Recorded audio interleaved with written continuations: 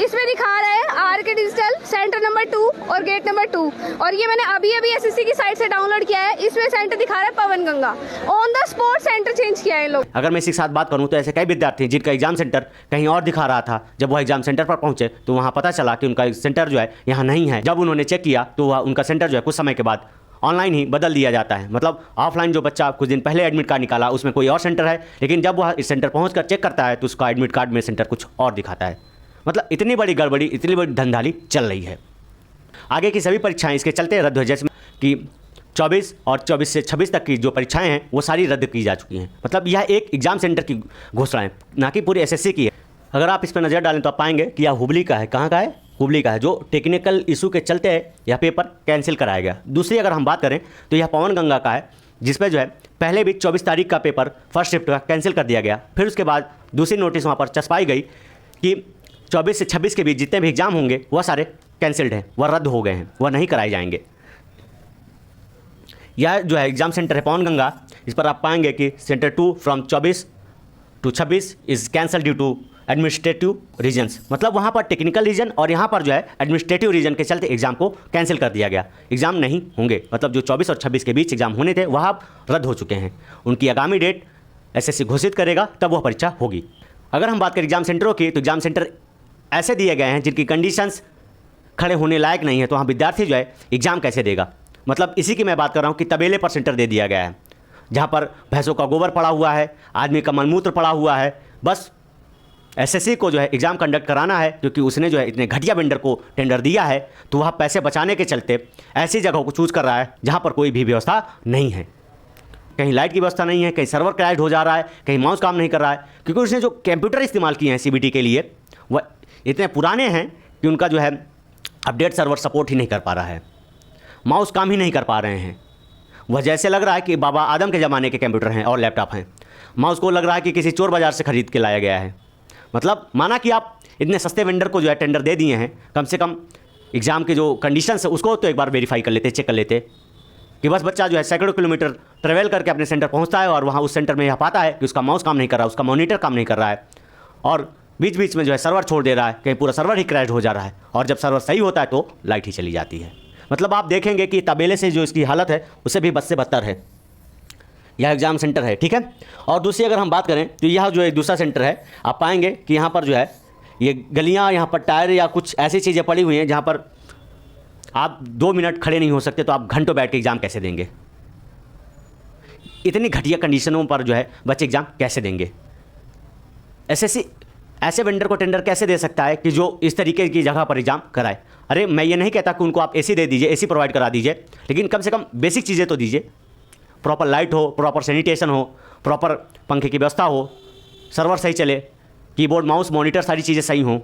Exam शुरू होने से पहले मैंने उन लोगों को बताया कि ये माउस सही से काम नहीं कर रहा। उन लोगों ने माउस चेंज कर दिया, फिर चेंज कर दिया, फिर चेंज कर दिया, और ऐसे 35 मिनट खा गई मेरी। 10 मिनट 15 मिनट और उसका आधा घंटा ऐसे ही खा जाए, और फिर बचे हुए समय पर बच्चा एग्ज़ाम भी पूरा ना कर पाए।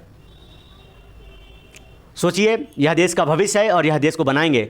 अगर आज ही यह युवा टूट जाएगा और कोई दूसरा रास्ता इख्तियार कर लेगा तो देश गर्त में चला जाएगा।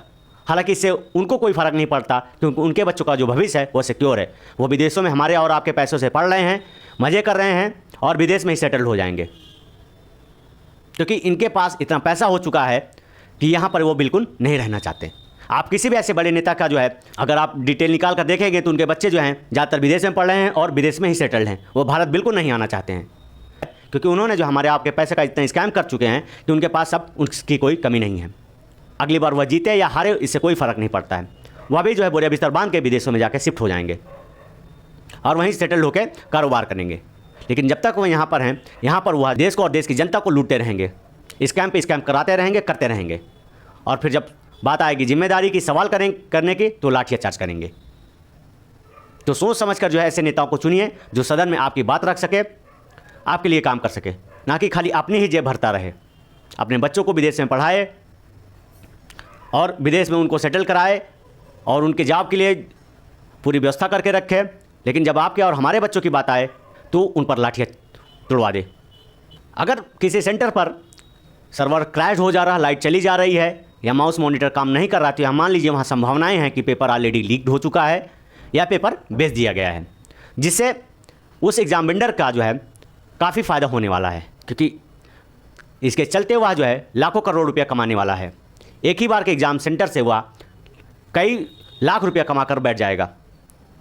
वह आपको दिखा देगा टेक्निकल इशू के चलते सर्वर प्रॉपर काम नहीं कर रहा था, मॉनिटर माउस काम नहीं कर रहे थे, और फिर सरकार कोई एक्शन नहीं लेगी या इसके खिलाफ कोई एक्शन नहीं लिया जाएगा, क्योंकि वह पहले ही बता चुका है कि सर्वर जो है काम नहीं कर रहा, वो क्रैश हो चुका है, जिसके बीच वह पूरा गेम खेल लेता है अपना।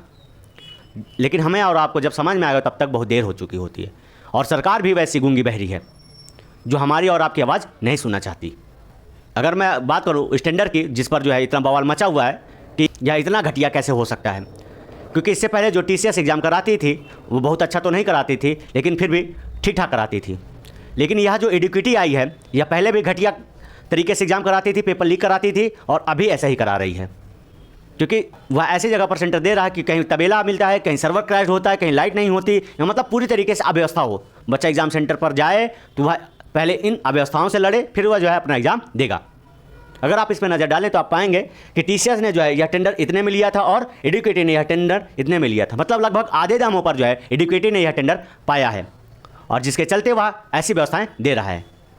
और इस SSC को कोई फ़र्क नहीं पड़ रहा है, क्योंकि उसका जो वेंडर है बहुत सस्ता है और बहुत अच्छा है उसके लिए, लेकिन उसको इससे कोई फ़र्क नहीं पड़ रहा है कि पेपर लीक हो रहे हैं, सर्वर क्रैश हो रहा है या नहीं हो रहा है। बाकी जो प्रोटेस्ट है वह 31 जुलाई को शिक्षकों द्वारा दिल्ली पर किया गया, जिसपे कई शिक्षकों के साथ बर्बरता की गई, बदसलूकी की गई, और कई शिक्षकों पर लाठियाँ चार्ज की गई, जिसमें कई टीचर घायल हुए और कईयों का हाथ टूट गया। इसके लिए मैं आपसे गुजारिश करता हूं कि आप जो है इस मुहिम का हिस्सा बनिए और ज़्यादा से ज़्यादा संख्या में जो है दिल्ली पहुंचिए, नहीं तो सरकार आपकी जो है कोई बात नहीं सुनने वाली है। अगर आप दिल्ली नहीं जा सकते तो उस शहर में जो है गलियों में इतना हुजूम इकट्ठा कर दीजिए सरकार के खिलाफ कि वह हमारी बात सुनने पर मजबूर हो जाए, कि उसे जो है एग्ज़ाम SSC का एग्ज़ाम फिर से कंडक्ट कराना पड़े और उसे जो है वेंडर बदलना पड़े। उम्मीद करता हूँ यह सेशन आपको अच्छा लगा होगा। ऐसी ही जानकारियों के लिए आप हमारे चैनल को सब्सक्राइब कर सकते हैं। धन्यवाद।